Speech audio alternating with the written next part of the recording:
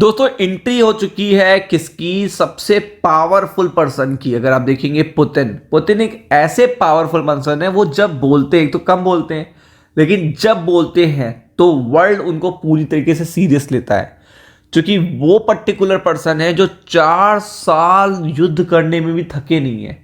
मतलब 4 साल से अमेरिका भी सपोर्ट कर रहा है, वेस्टर्न नेशन भी सपोर्ट कर रहे हैं, 27 नेशन का ब्लॉक भी सपोर्ट कर रहा है, सब सैंक्शंस लगा के देख लिए, दुनिया के सारे काम कर लिए, बट इस पर्टिकुलर पर्सन से वॉर ना रुका पाए, एंड ऑफ वॉर नहीं करा पाए, सीज फायर नहीं करा पाए, कुछ भी नहीं करा पाए।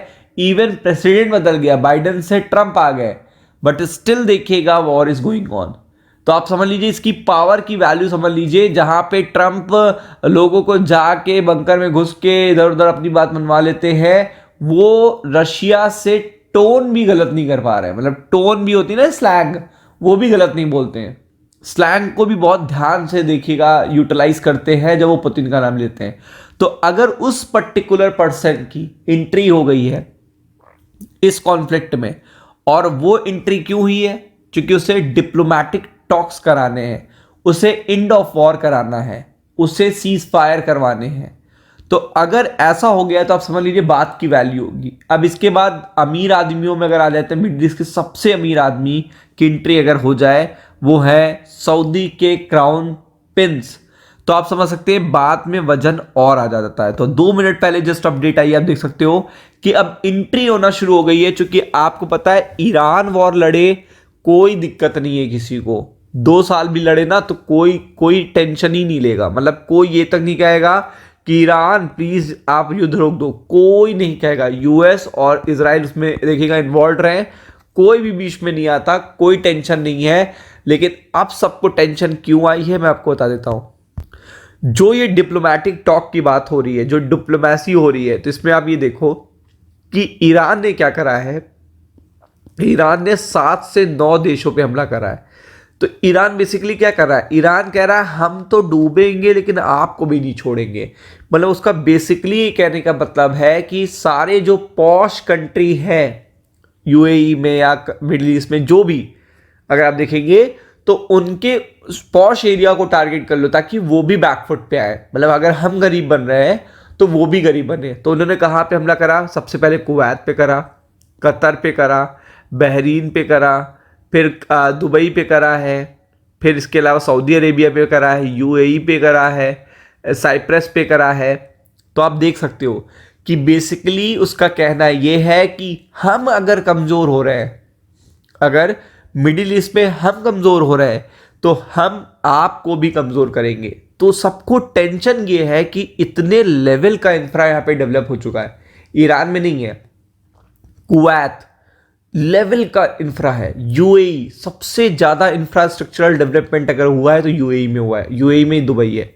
और आप देख सकते हो फिर आप आ जाते हो सऊदी अरब।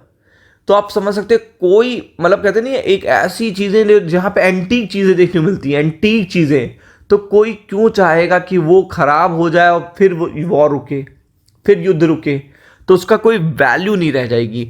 तो इसीलिए अब डिप्लोमेसी स्टार्ट हो चुकी है कि अब चूंकि देखिए ईरान अगर खुद डूबेगा तो ईरान के पास इतना हथियार जरूर है कि वो 2-4 देश जिससे वो दुश्मनी, जैसे यूएस को एयरबेस किसने दिया? सऊदी अरब ने, तो वो उन पे एक्टिव हो जाएगा, एक्टिव है भी। यूएई पे पूरी तरीके से एक्टिव है। दुबई पर उसने काफ़ी देखिएगा वो करे, अटैक करे, स्ट्राइक्स करी हैं। अब वो कितना देखिएगा टाइम तक बचा पाएंगे अपने आप को, बहुत बड़ी बात है।